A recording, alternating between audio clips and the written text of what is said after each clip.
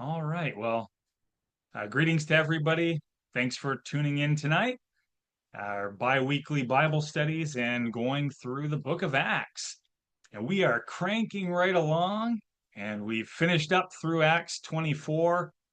Last week, or I guess last time, we finished through Acts 24 verses 1 through 27. And we're going to finish Acts 25 tonight. So, three more Bible studies after this evening, and we will have concluded the book of Acts, finally, after only 6 years. I'm just kidding. It does seem like a long time, though, doesn't it? But if you remember the last time that we were all together, what was happening is Paul, he made some comments about the resurrection, almost got killed, got taken into custody, brought before the Sanhedrin. It was determined he would be moved then to Caesarea to avoid a plot by the Jews to kill him. And while in Caesarea, Paul was brought before the governor Felix, and a case was made against him by the Jews. Tertullus was acting then as the orator or the lawyer. And one of the things we dug into last time was how a trial typically went down in Rome during the first century. And we also talked a little bit about the Pax Romana and the implications of that, what it enabled in the Roman Empire. And due to those Pax Romana conditions, that was a period of time in history when the gospel message it was able to spread due to all those conditions being just right. In other words, it would not have been able to spread if Christ had come sooner or if he had come later. That was the perfect period of time. Of course, we know God had a little something to do with bringing that all about. Now, the Jews had brought these charges against Paul, and there were three primarily: political treason, religious heresy, and desecration of the temple. Now, none of those, they were all bogus claims, right? The only one that, maybe in the Jews' eyes could have been legitimate to them could have been the religious heresy, because he was saying some things that they necessarily didn't agree with. But the other two claims were totally fictitious. So he was innocent, of course, but we know he took the opportunity to expound about the resurrection and other parts of God's plan. We were also introduced to this woman, Drusilla, who was Jewish, and we're going to meet her family tonight. And so we ended last time in verse 27 of Acts 24, and we have Governor Felix, keeping Paul around for a couple years and making no final decision while he just kind of waited for a bribe and used Paul as maybe some sort of entertainment. And just wanted to read verse 27 of Acts 24. It said, "But after 2 years, Porcius Festus succeeded Felix, and Felix, wanting to do the Jews a favor, left Paul bound." You'll remember perhaps we talked about how the Jews, they had lodged an official complaint against him, against Felix, and he was being replaced. So he was trying to uh, engender favor in their eyes. It didn't seem to work out too well for him in the long run. Now, in tonight's Bible study, Acts chapter 25, we'll go through it. It can generally be divided into four basic sections. So, four basic sections, and those sections are, whoops, number one, the transfer of power, and that's verses 1 through 5, and that's where Festus replaces Felix. Oh, hey, my screen is backwards. That's not very useful, is it? Let's see what we can do to fix this. What good is a screen if it is backwards? Hmm, that's probably a little bit better, isn't it? All right. So, uh, number one is this transfer of power, verses 1 through 5. Felix is replaced by Festus. Next, we have verses 6 through 12, and that is Paul's appeal to Caesar. The third part of this would be Festus deliberating and seeking help from King Agrippa, or at least input from King Agrippa, since King Agrippa was Jewish. So this is just a delay. Could be really called a deliberation, though, more than a delay, whereas Felix's case, he was really just delaying. And then the fourth part of Acts 25 is the setup. So the setup for Paul's hearing before Agrippa. And and then verse 26, we'll get into that in much more detail. So that's kind of how Acts 25 is broken down. So Acts chapter 25, verse 1. Acts 25, verse 1. Now, when Festus had come to the province, after 3 days he went up from Caesarea to Jerusalem. So we have this distance from Caesarea to Jerusalem, Caesarea Maritima to Jerusalem. So just this distance here. It's about 60 miles one way. So, of course, it depends where you are traveling from in each city, but roughly 60 miles one way, and it would take a couple of days. So these, takes longer if you're walking, takes much less time if you're rich and you have people to or animals to bring you along. So, depending how you travel, could take a couple days, could take more. Really depends on your means of travel. So now we are introduced to this guy, Porcius Festus. And I told you last time, don't want to go into him last time, wanted to wait until we really cover him in a lot more detail. So I'll share my screen again. And what we have is, we have the buttons not working. Oh, I see. There we go. So we have 6 different governors, Roman governors mentioned in the scriptures. Now, Festus, Porcius Festus, he was governor of Judea in AD 59 to 62. Now, I'm not going to read all these for you on the phone hookup multiple times along with all the scriptures, so I'll just mention their names. But you can, they're in most history books. So you have Quirinius, governor of Syria, Pilate, governor of Judea, Sergius Paulus, governor of Cyprus, and Gallio, governor of Achaia, then Felix and Festus, governors of Judea. So kind of successive governors here, all mentioned in the New Testament.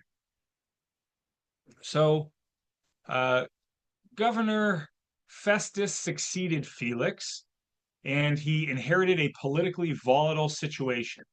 Remember, we're right around this time of 59, 60 AD, depending what source you look at, and things are starting to get kind of tense. Paul's unresolved case was one of these things, but as we talked about last time and the previous time, Jewish unrest was rising. Zealots were increasing in number, specifically as well these Sicarii. They were increasing in number with their long daggers. As a result, tensions in Rome were escalating. And the people in Rome are saying, listen, what is going on down there in Judea? What a mess. Are we going to have to intervene? Well, yeah, they were going to. Because from, let's see, 6 or 7 years from this point, you have the beginning of the First Jewish-Roman War, which lasted from 66 to 70 AD. And Josephus credits this guy Festus with suppressing robbers, suppressing Sicarii during his tenure, and repairing a lot of infrastructure. So Mr. Bruce, F.F. Bruce in the New Testament history, regards Festus as more than just a much more competent administrator than Felix. He was still politically cautious, but he was more middle of the road, more balanced, and a much better administrator. He accomplished a great deal of things in just 2 to 3 years. So he was much more highly thought of than Felix. Now, Festus's first name was Porcius, and that name suggests a noble lineage. So Festus would have likely have been of the equestrian rank in the social hierarchy in Roman society. And if you're wondering what on earth is that social hierarchy all about, I thought some of you may find it interesting to maybe just real briefly go through this. You may be familiar with it, you may not. But since the entirety of the New Testament takes place under the Roman Empire, or while the Roman Empire is in effect, I should say, it would be good to just kind of have an idea about how this all worked out, or I'm sorry, how this was structured, because it applies to a lot of Paul's explanations. It applies to a lot of things Jesus Christ would have dealt with in Jerusalem, and that we would see different people in the New Testament dealing with.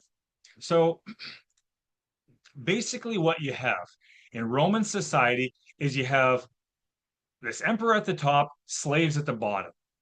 So just beginning at the very bottom with the foundation, if you will, of Roman society, you have these slaves. Um, for those of you on the phone hookup, I have this pyramid on my screen and I will read from bottom to top. So the slaves, they are, they have no rights. If you're a slave, you could be beaten, you could be whipped, you could be kicked in the teeth, and you're a slave. You have no rights. You can't take your owner to court or anything like that.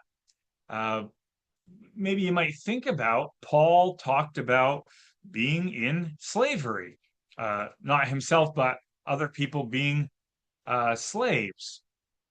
And he said, well, if you're called as a slave, don't make it your aim to try to free yourself. And we shouldn't take that as Paul saying it's good to enslave people, because some people did say that back in the early 1800s. They said, well, Paul said if you're a slave, don't try to be free, so it's okay to be a slave owner. Well, that's not what Paul was getting at. He's saying, do what you can in the circumstances you find yourselves. If you're in prison, if you're a slave, if you're a woman, a male, whatever it is, do the best you can with what you've been given. That was Paul's message. Now, in the Roman Empire, in the Roman society, um, this is where most of the manual labor would have come from, would have been performed by the slaves. And you could be enslaved if you were born, if your parents were slaves and you were born, you'd be born a slave. If your if your family or your nation or your province was somewhere and it got captured by the Roman Empire, you could conceivably, in some instances, if you tried to fight back, you could be made a slave. If you made poor life decisions and found yourself in debt, you could sell yourself into slavery, or you could be thrown into jail and could become a slave until you could get out of debt. You'll remember that parable of Jesus Christ with um, the servants, and the one was forgiven of his great, incredible debt, and then the other one, that one who was forgiven of his debt, said, "Oh, well, my servant just had a tiny 1% of what I owed. Throw him in jail until he could pay it all back." Um, that is, or that's something you could do. You could serve as a slave and you could still earn money. You could still have possessions, but you had no rights.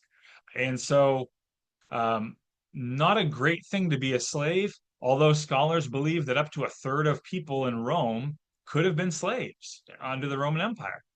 You could pay to get out of slavery, but it would take many years. I have women on here on this list, and it's not that women were a rank that you would attain to, although in modern society, I suppose you could be a woman if you want to. But in the first century, you don't get to choose what you are. If you're born a woman, you are a woman. However, women were viewed as inferior to men. Women had no rights of their own. regardless of which class they were a part of. They had no formal role in public life. Um, However, they were above slaves because they were Roman citizens, but they didn't have any duties or functions in Roman society as a rule. Now, by the end of the first century, this did begin to change a little bit, and women began to gain more freedom.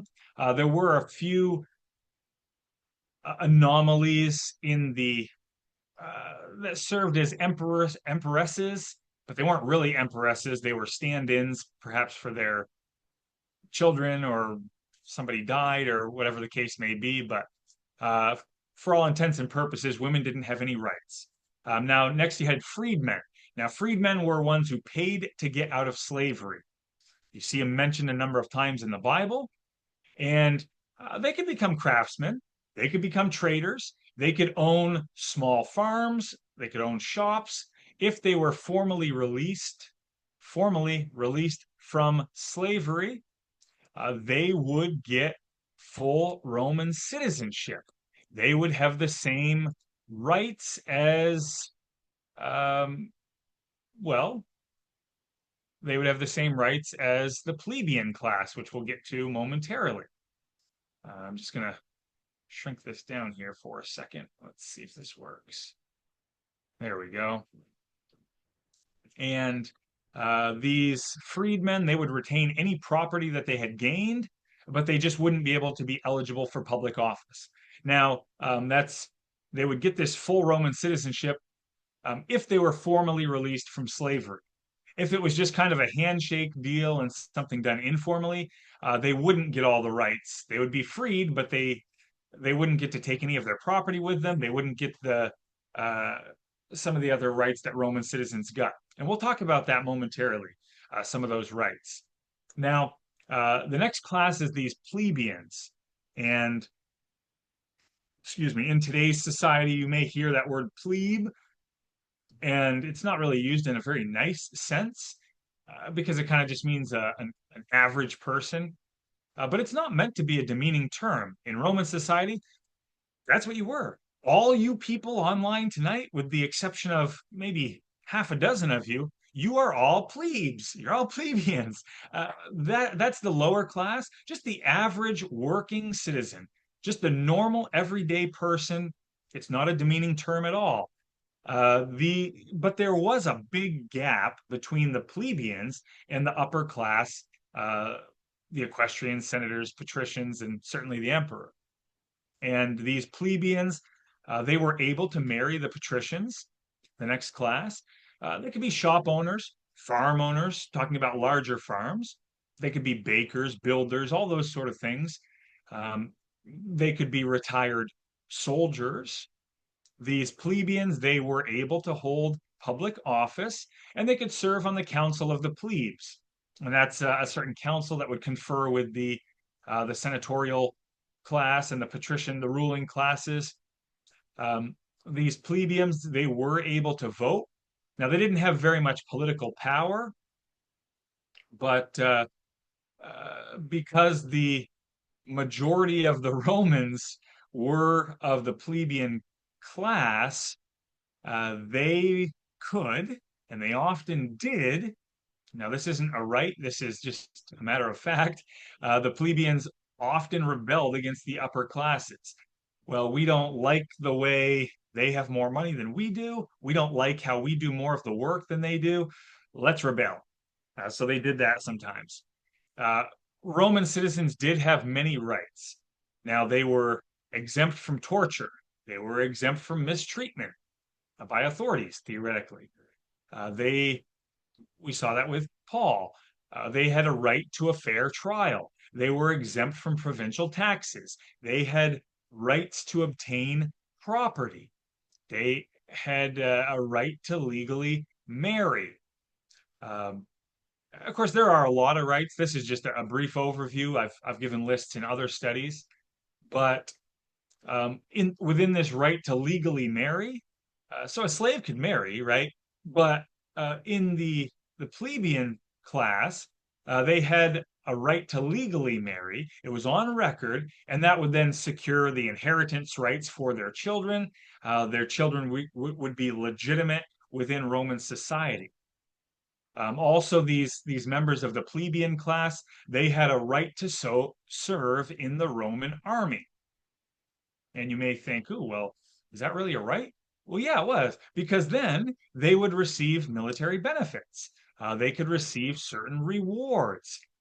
Some of the people in military could be rewarded with being elevated to a higher social status if they served well.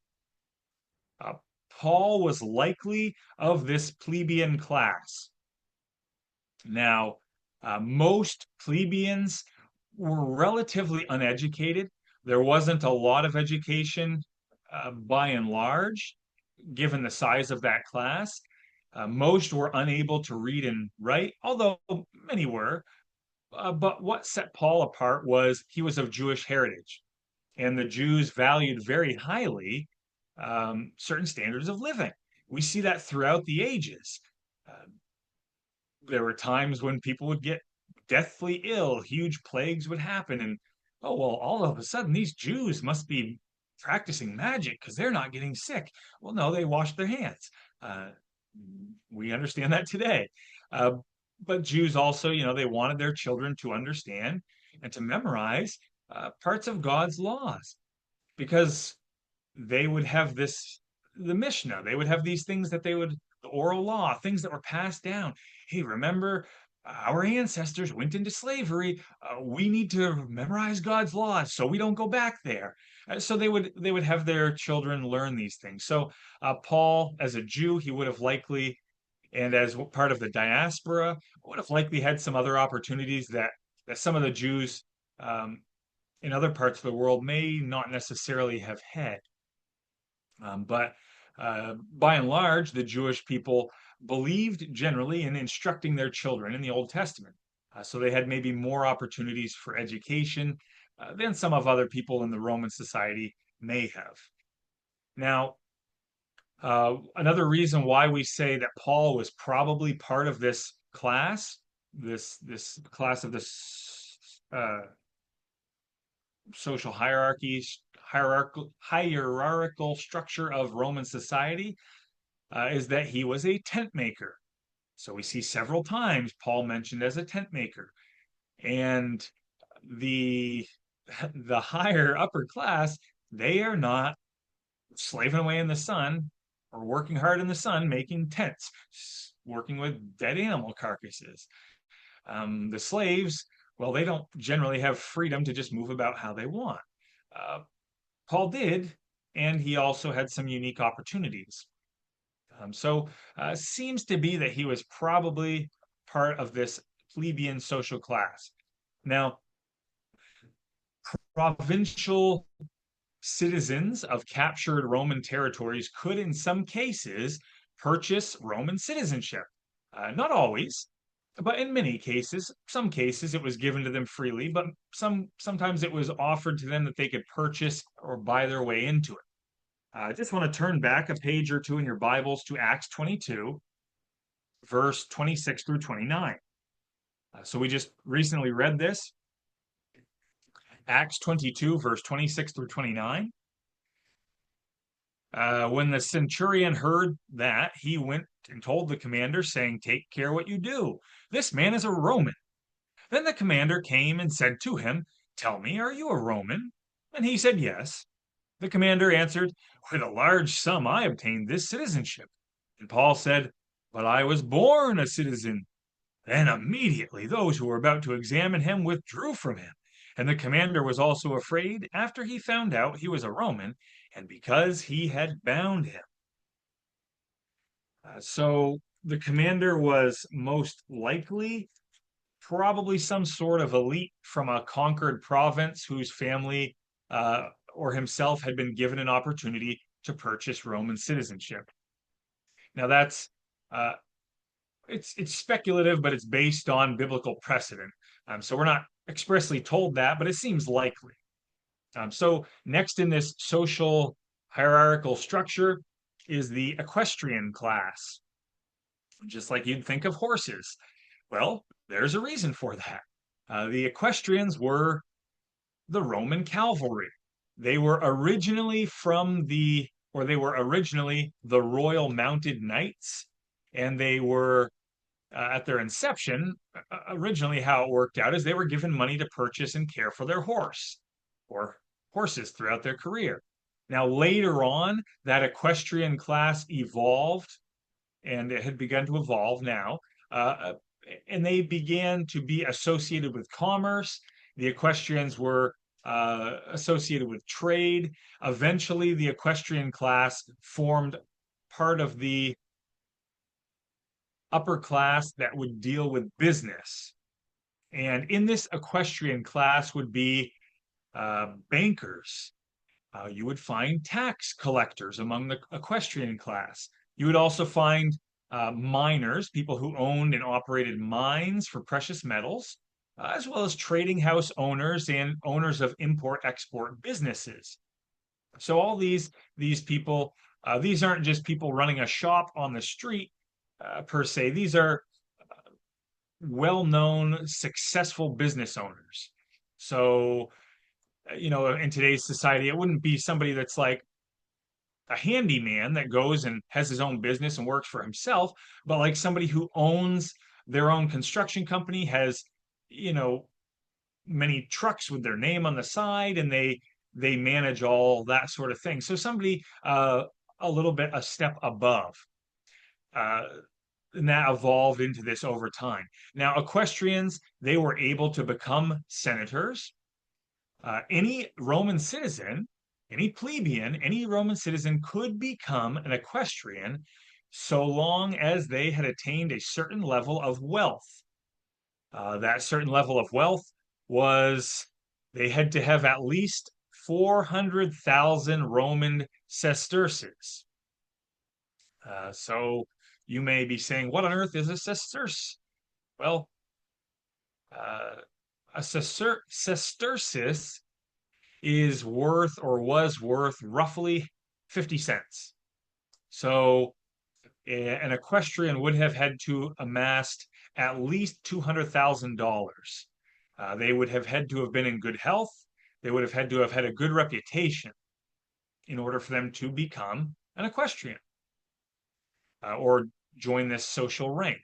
Now, there's probably one that you are more familiar with than others. Who is that? Well, we know who it is. Hang on one second here. And that one is a guy named Matthew. So, wanted to just call your attention, and I have it up on the screen. If you are on the phone hookup, you could reference Matthew 9, Mark 2, and Luke 5. Matthew 9, Mark 2, and Luke 5. These are sections of scripture where it talks about and where we're introduced to Matthew, the tax collector. Now, Matthew, the tax collector, I want to just highlight Matthew 9, verse 9 for a second. So it says, Jesus passed on from there, saw a man named Matthew sitting at the tax office. He said to him, follow me. Matthew arose and followed him. Well, that's interesting. Good for him. Mark, let's see. It says, Jesus, he passed by, saw Levi, son of Alphaeus, sitting at the tax office, said to him, follow me. He arose, followed him. Great. Same account. Matthew sounds like a good guy. But hang on a second. Let's just zoom in on your screen here. Luke chapter 5, verse 27 through 29. After these things, he went out, saw a tax collector named Levi sitting at the tax office. He said to him, follow me. He left all, rose up, followed him. Levi gave him a great feast in his own house. There were a number of tax collectors and others who sat down with them. And so I wanted to emphasize the fact that, um, you know, uh, Jesus Christ talked about how difficult it was for a rich man to enter the kingdom of heaven.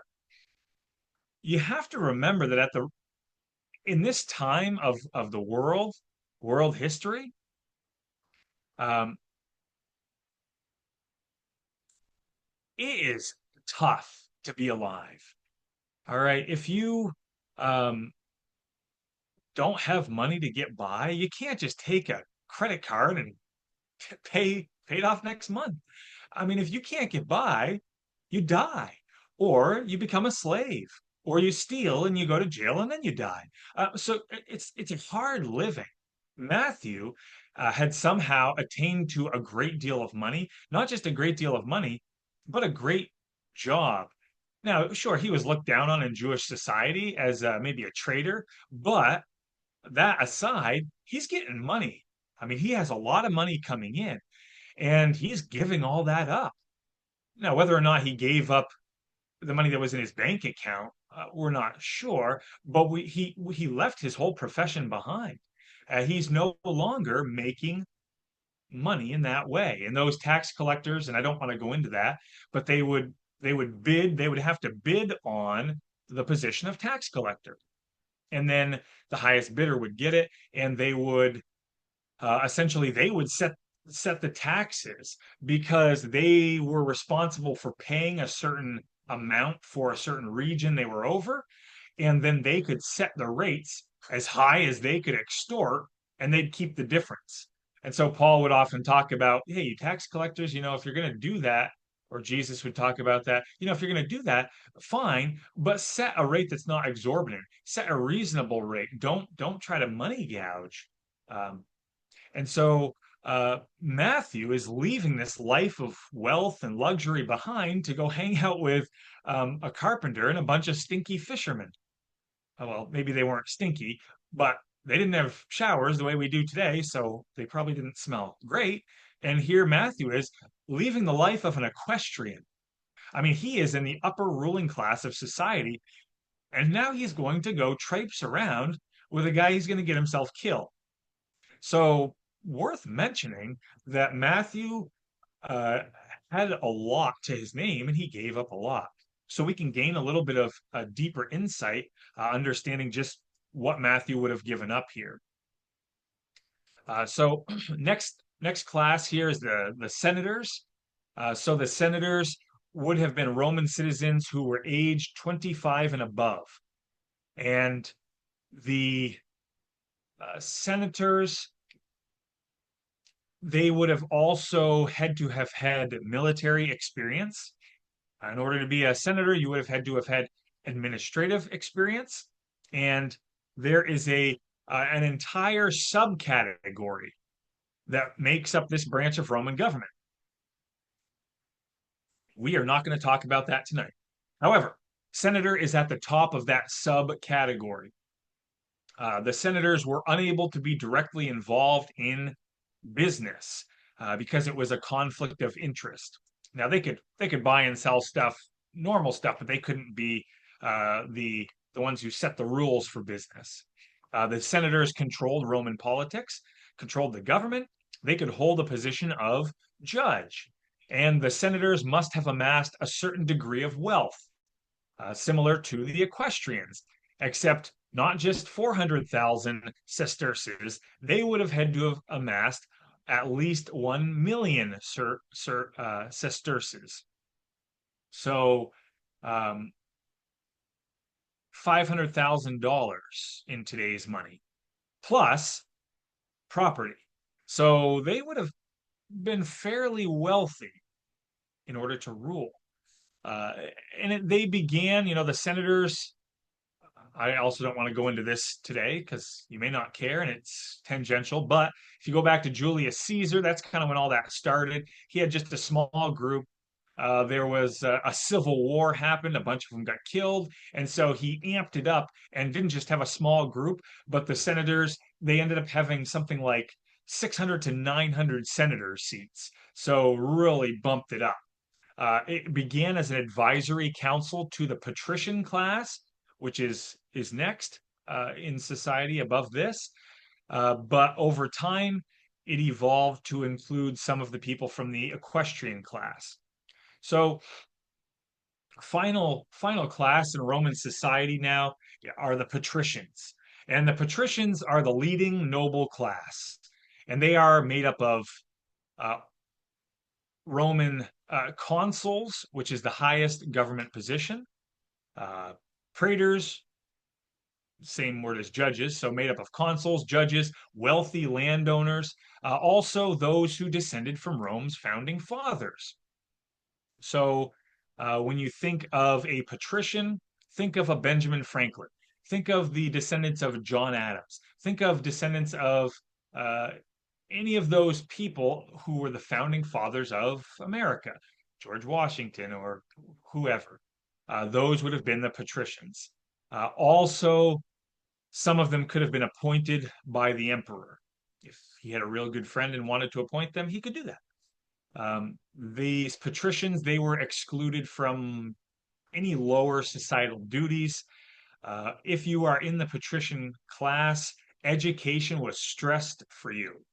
If you were a male, these families provided political influence, religious influence, military influence, and they basically led the empire. They also had the ability to veto different laws. Um, Finally, is the emperor. And it's not really a class because you're either the emperor or you're not, plain and simple. So, emperor was superior to the rest of society, and they had a lavish, extravagant lifestyle. Typically, it'd be a hereditary position, but it could be chosen from a patrician class if it was approved by the Senate. And again, there's no term limits for this class. And I got a lot of this information. I mean, it's well known, well documented, but some of my primary sources were Roman-Empire.net and PBS.org, but also many commentaries. Okay, so let's continue on. Verse 2 and 3 now of Acts 25. The high priest and the chief men of the Jews informed him against Paul. They petitioned him, asking a favor against him that he would summon him to Jerusalem while they lay in ambush along the road to kill him. Um, Almost sounds like they are agreeing with Festus to kill Paul, but that's not the case at all. Contemporary English version says they begged him to do this because they were planning to attack and kill Paul on the way. So clears it up a little bit. They weren't hoping for favor in Festus's eyes. They just wanted to end this thing. Let's get rid of this guy, Paul. He's a problem. Verse 4 and 5. But Festus answered that Paul should be kept at Caesarea, and he himself was going there shortly. Therefore, he said, let those who have authority among you go down with me and accuse this man to see if there is any fault in him. I want to read verse 6 as well, actually. So, verse 6 says, and when he had remained among them more than 10 days, he went down to Caesarea. And the next day, sitting on the judgment seat, he commanded Paul to be brought. So, this judgment seat, what on earth is that? Well, the judgment seat, this was like a court hearing with Festus kind of acting as a type of judge. And what you see on your screen if you're looking, and what you don't see on your screen if you're on your phone, um, the archaeological study Bible that I have says the Greek word translated judgment seat is bema, B-E-M-A. So what you're looking at here is a bema. Now, a bema, B-E-M-A, it's referred to many times in classical literature, numerous times. It was a raised speaker's platform from which proclamations were read and on which citizens stood to appear before officials. There are a number of different scriptural references to bemas mentioned in my archaeological study Bible. And it goes on to say the Corinthian bema where Paul was tried has been excavated. So that's a picture of it on your screen. It would have been something similar as well in Caesarea. And it says this is a large stone structure at the side of the public market, rising about 7.5 feet above the pavement and originally covered with beautifully carved marble. So that is where this would have been taking place. Verse 7 and 8. When he had come, the Jews who had come down from Jerusalem stood about and laid many serious complaints against Paul, which they could not prove. While he answered for himself, neither against the law of the Jews, nor against the temple, nor against Caesar have I offended anything at all. So, boy, what a sorry existence. Pretty remarkable. These people, they have nothing better to do in their miserable lives than to just follow Paul around, not even locally. I mean, they're going around the world. Nothing better to do than to just make his life miserable. Verse 9. Verse 9 says, Festus, wanting to do the Jews a favor, answered Paul and said, Are you willing to go up to Jerusalem and there be judged before me concerning these things? In this scenario, the Sanhedrin would have been present. Uh, he could have just dealt with it now, but he didn't. Festus retained the authority to make the ruling on the outcome of the case. Why the continuous delay? Well, I just want to direct your attention, if you hold your place, back to John 12. John 12 and verse 42 and 43. John 12, verse 42 and 43. So this is about Jesus Christ here, what he's dealing with. And it says, Nevertheless, even among the rulers, many believed in him. But because of the Pharisees, they didn't confess him, lest they should be put out of the synagogue. For notice, they loved the praise of men more than the praise of God. Is that what's happening here? Seems to be definitely in the uh, contending player in the reasoning for why Felix, Festus, and other people are acting the way they are. They want to be approved in the eyes of men. They're not seeking to be approved in the eyes of God. Verse 10 and 11. Verse 10 and 11 now. So Paul said, I stand at Caesar's judgment seat, where I ought to be judged. To the Jews I have done no wrong, as you very well know. If I'm an offender, if I've committed anything deserving of death, I don't object to dying. But if there's nothing in these things of which these men accuse me, no one can deliver me to them. I appeal to Caesar. So up until now, remember that Festus still had the ability to acquit Paul of the charges made against him, but he chose not to. And I do want to just turn back to Acts chapter 9, verse 15, very briefly. So Acts 9, verse 15.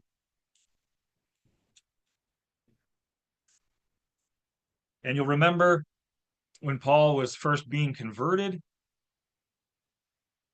Acts 9:15, it says the Lord, so Jesus Christ said to him, Go, talking to Ananias, for he is a chosen vessel of mine to bear my name before the Gentiles, kings, and the children of Israel. So Christ told Paul he would bear his name before all these individuals. Went on to tell Paul he was going to suffer for the sake of the gospel. And we're going to see at the end of Acts 26 that Paul, he may even have been let go if he hadn't appealed to Caesar. Well, that's concerning, isn't it? Well, there is a side point here that I think is worth noting. What we see is God's ability to shape and direct world events while ensuring that man retains his ability to exercise free will. God did not force the Jews to try to kill Paul. God didn't force Felix to behave wickedly. God didn't force Festus to be indecisive.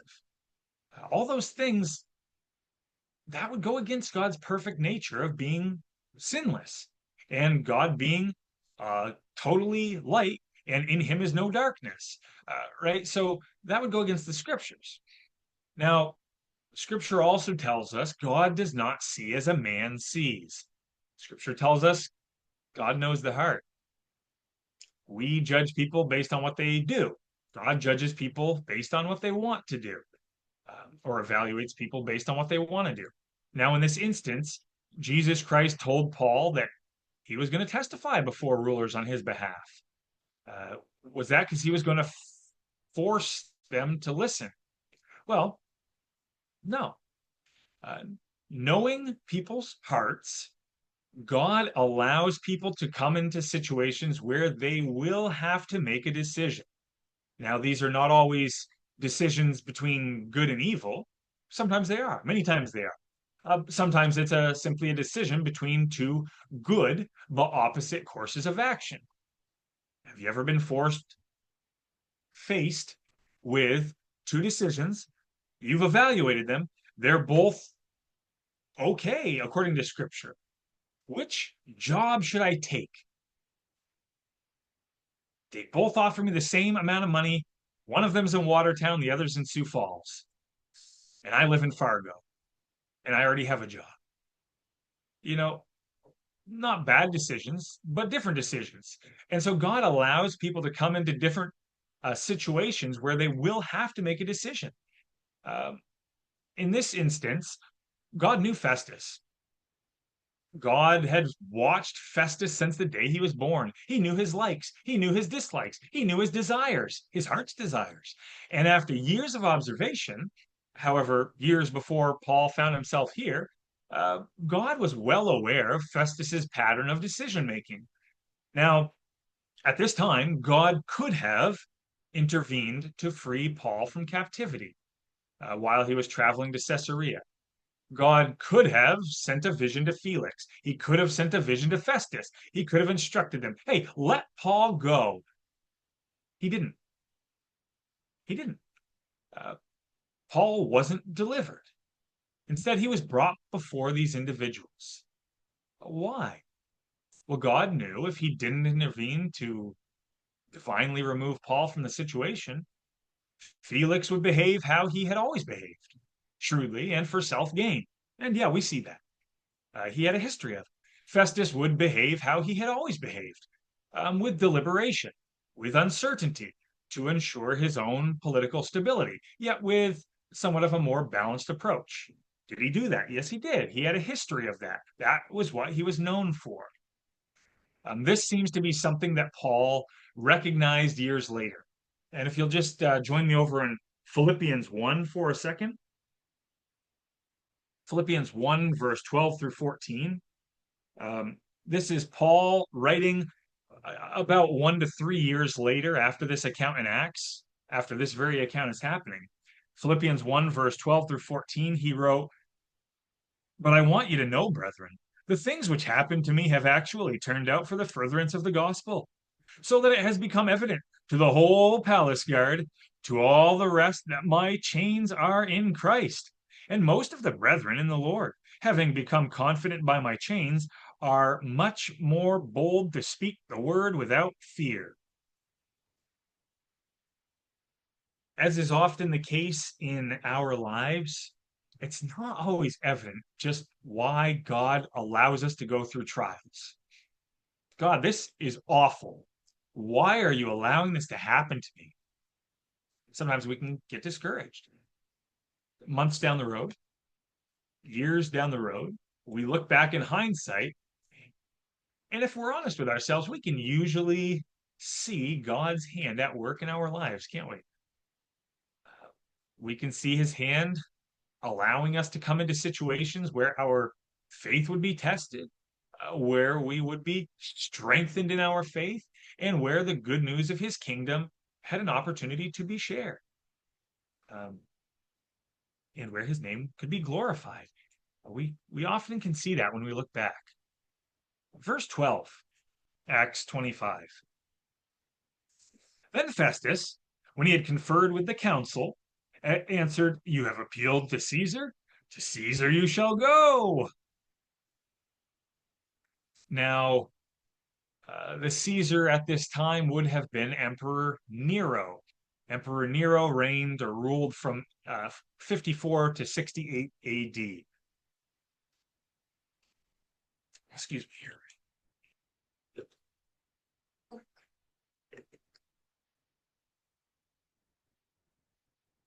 Verse 13. After some days, King Agrippa and Bernice came to Caesarea to greet Festus. I have um, an audio Bible that I listen to sometimes. I just have to mention this because it's the most absurd thing. It has nothing to do with this uh, Book of Acts account, other than the fact that the narrator reads so wonderfully. He's got a charming voice. It's a joy to listen to him, and he has determined to pronounce names in the most ridiculous manner that you ever heard of. And so, there's a YouTube video going around where this black school teacher substitute comes in and he's like, "Hey, Aaron." And the guy's name's Aaron. Um, anyway, this particular narrator doesn't say Bernice. He says uh, Bernice. Bernice. That is ridiculous. Anyway, so going on, just want to mention to you about King Agrippa and Bernice is how we're going to pronounce her name. And maybe you'll find this kind of interesting. And it just maybe you think to that scripture where it says things that are done in secret are going to be shouted from the rooftops. Uh, See if that applies to tonight's scenario. King Agrippa, my archaeological study Bible says, was also known here, this King Agrippa, as King Agrippa or Herod Agrippa II. So there were other Herods, other Agrippas as well. Agrippa, I think, is the family name. Herod is the title. So this king, Agrippa here, Herod Agrippa II, he was 17 years old at the death of his father, Agrippa I, or Herod the Great, or Herod the Builder, in AD 44. Now, this Herod II, he was too young to succeed his father, and so he was replaced by Roman governors. 8 years later, his territorial authority began to extend. Ultimately, he ruled over the territory of that was north or northeast of the Sea of Galilee. He also ruled over several Galilean cities and over some of the cities in Perea. Now, at the Jewish revolt, when Jerusalem fell in 70 AD, he was on the side of the Romans, and he died about 100 AD. He was the last of the Herods. So kind of interesting. But what's real interesting is the person he came with, Bernice. Who's Bernice? Well, Bernice was what they call a Jewess. She was Jewish. This is one of Drusilla's sisters. And Holman's Study Bible says Herod Agrippa II visited Caesarea with his sister, Bernice, who had a checkered sexual and marital history. Huh. And I read that and I said, I have got to find out a little bit more about that. And so I looked at some other sources, and my archaeological study Bible said Bernice was the oldest daughter of Herod Agrippa I. So this is her brother that she's traveled here with. Also, her sister was the previous governor's wife, who also had a terribly uh, misguided sexual past, Drusilla. Now, this woman here, Bernice, according to Josephus, was first married to Marcus, and then he died.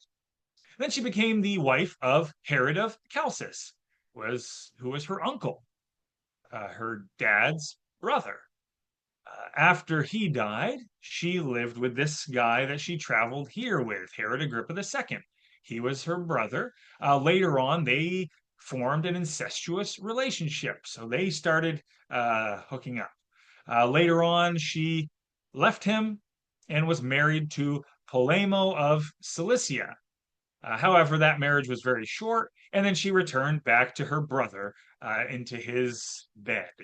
Uh, then later on, that wasn't enough for her, and she became the mistress of Vespasian and Titus before being cast aside. So, yeah, talk about a checkered history and things being shouted from the rooftops. Boy, that pretty checkered past. All right, verse 14 and 15. And we will be going through the rest of this chapter fairly quickly. There's some sections where we cover a lot of verses. We may just go a couple minutes over time, though. But we did start a few minutes late, so that's what I'm going with. Verse 14 and 15.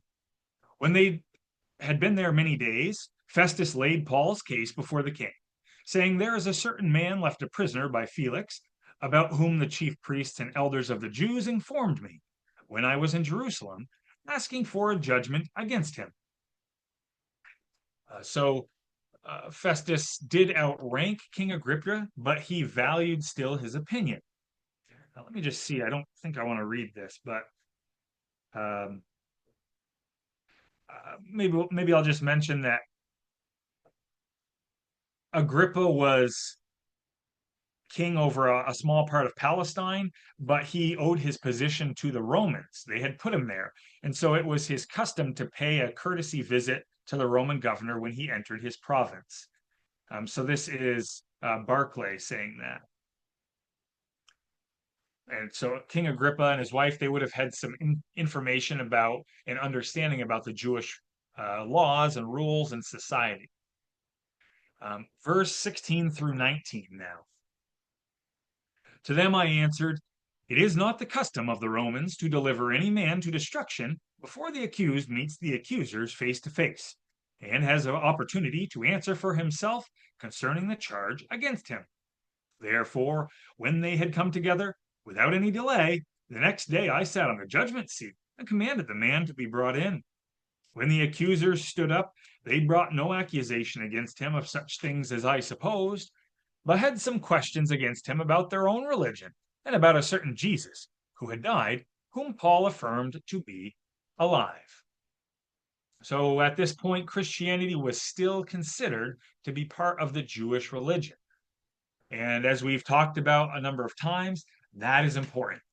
And it's important because it would have been very problematic for Paul if he had been accused of inventing a new religion. And so Festus here, he presents a very unbiased explanation of the series of events. And he seems to have grasped in layman's terms the gist of the situation. Verse 20 through 23. Verse 20 through 23. Because I was uncertain of such questions, I asked whether he was willing to go to Jerusalem and there be judged concerning these matters. But when Paul appealed to be reserved for the decision of Augustus, I commanded him to be kept till I could send him to Caesar. Then Agrippa said to Festus, "I also would like to hear the man myself. Tomorrow," he said, "you shall hear him." So the next day, verse 23, when Agrippa and Bernice had come with great pomp and had entered the auditorium with the commanders and the prominent men of the city, at Festus's command, Paul was brought in. Now, I don't have it up on the screen, but the word in Greek for pomp is fantasia, so spelled with a PH. So, like that Disney movie Fantasia, this is the Greek word fantasia, Phantasia, fantasia. And it comes from this old word, fantasy. The old word was with a PH. Now we spell it with an F, but it meant the process of creating especially unrealistic mental images in response to psychological need. So basically, it's saying they needed the attention, and it was ingrained in their psyche. So these are very emotionally needy individuals. And we see that in their history, all their sexual exploits and things like that. They needed attention. Uh, Other words to describe this word in Greek for pomp are a vain show, a great show, parade, and splendor. So, big deal, a very big deal. Adam Clark's commentary notes this, which you may find interesting. He says, "These children of Herod the Great made this pompous appearance in the very city where, just a few years prior, their father, for his pride, was smitten by God and eaten up by worms. How seldom do the living take any of God's judgments to heart? Boy, isn't that the truth? So we come now to the auditorium. This is no longer a trial. The trial's over because Paul appealed to Caesar. He's going to Rome. There's no Jews now present to accuse him. So this is just a matter of curiosity about Paul's religion that they wanted to meet with him. Uh, Verse 24 through 27 now, end of the chapter. And Festus said, King Agrippa, and all the men who are here present with us. And so these would have been those ruling classes. So the equestrians and the different senators and um, the patricians and all these different people like that. Not necessarily all of them, but from those classes.